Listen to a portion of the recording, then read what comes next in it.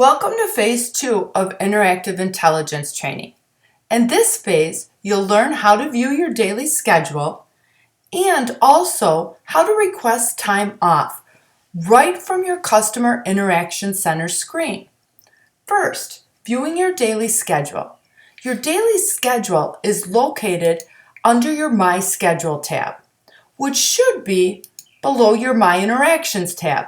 My Interactions, My Schedule. Your daily schedule in CIC resembles your Outlook calendar. You can view your daily schedule by day, by week, and even by month. Your monthly view only shows your start and stop time. However, if you double-click, you will return to your daily view. Now I'm on the daily view for Wednesday, May 18th. Just FYI, your daily schedule is only published 2 weeks in advance. Also, there is the option to print, but this is discouraged, partially to save the trees, but also because your daily schedule may change with last-minute meetings and other additions. The left column is extremely helpful. The left column lets you know if your current activity matches your scheduled activity. And right now, my scheduled activity is ACD calls. So my current activity of meeting does not match. I need to be following my schedule. So if I change my status from meeting to available, notice how the left column reflects this. So now my current activity or my current status matches my scheduled activity or my scheduled status. So now I am adhering to my schedule. The left column also shows you when your next scheduled activity. My next scheduled activity is a huddle, and it's taking a place in about an hour and 8 or 9 minutes. Why don't we take a look at my schedule for today, Wednesday, May 18th.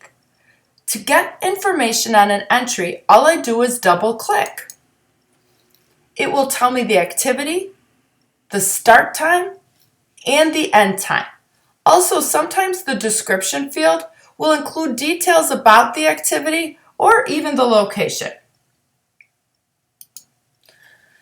The other great thing about interactive intelligence is before my next activity, before my huddle, I will receive a pop-up message reminding me about that particular activity.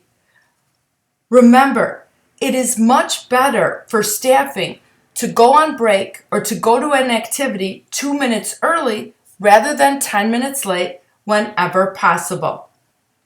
The system will also notify you whenever your daily schedule changes. First with a pop-up that usually appears in the corner, then the message below your daily schedule will change. Let's see what mine says. Your schedule is last published on May 18th at 7:39 a.m. Your schedule for 5/23 has been changed. Notice I can see that because now on my calendar, 5/23 appears in gray. This is an indication that your daily schedule has been updated. So 3 things to always check: a pop-up, the message below, and your calendar for a gray date to show if your daily schedule has been changed or updated. Now let's switch gears. Another function that we can perform right in the Customer Interaction Center is requesting time off. And we can request 1 day off, multiple days off, half days, or even just a few hours. Plus, I can see the status of my request but just by clicking the time off button. So Mary, how about clicking the time off button? Also, I can even filter these requests. Okay. What I want to look at is I requested off Thursday, June 2nd for my son's graduation. I requested that full day off. Okay. I think now I am going to need Friday, June 3rd off so I can recover after being with the relatives all evening.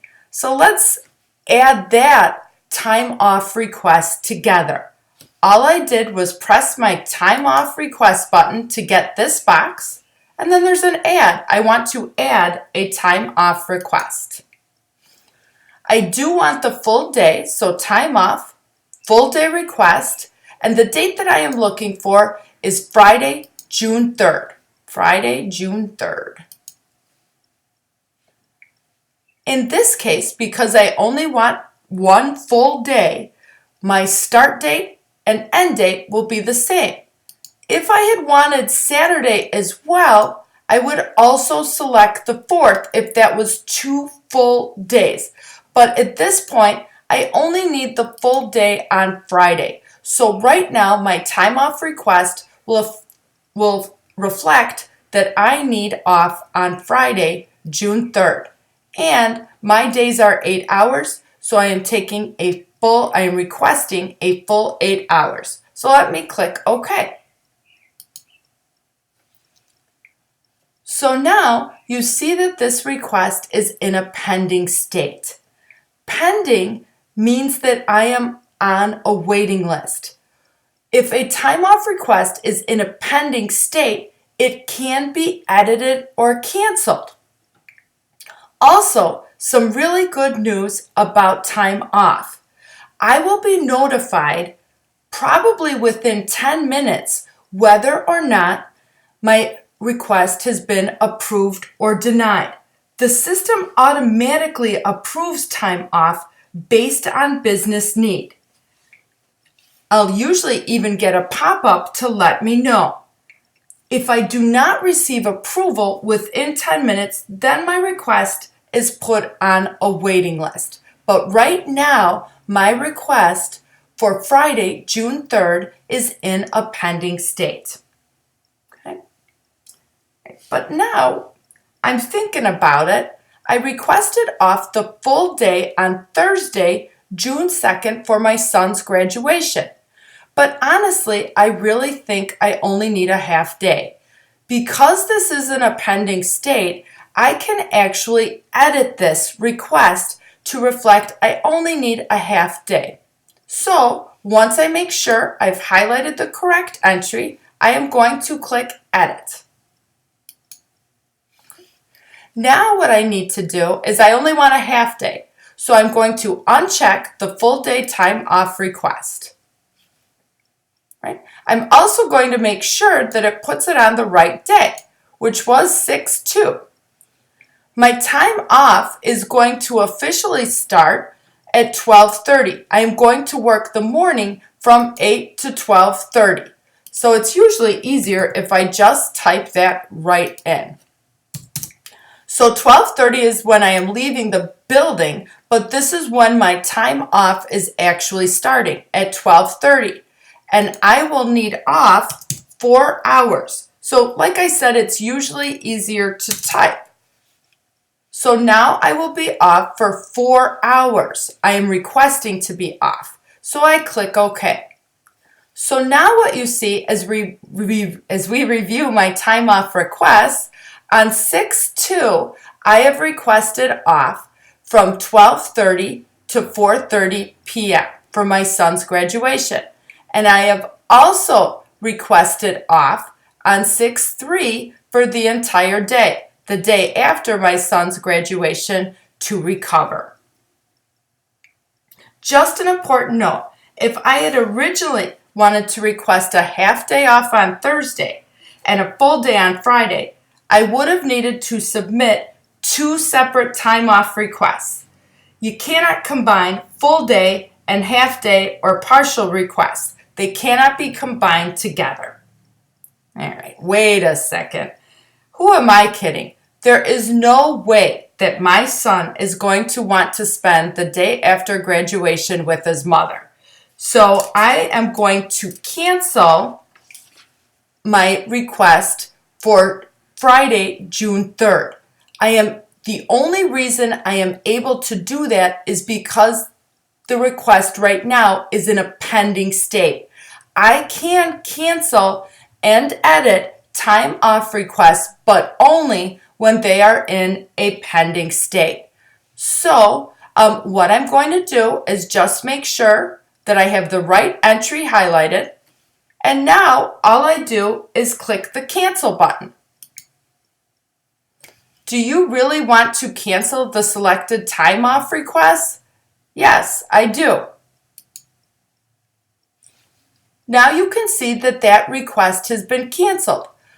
I'm only requesting right now to be off on 6/2, Thursday, June 2nd from 12:30 to 4:30, and that request is pending, so I am still waiting for approval.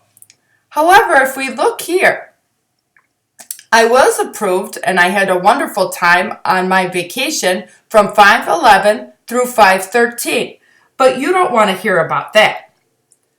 However, what is important is that once a request is approved, it can no longer be edited or canceled through Interactive Intelligence.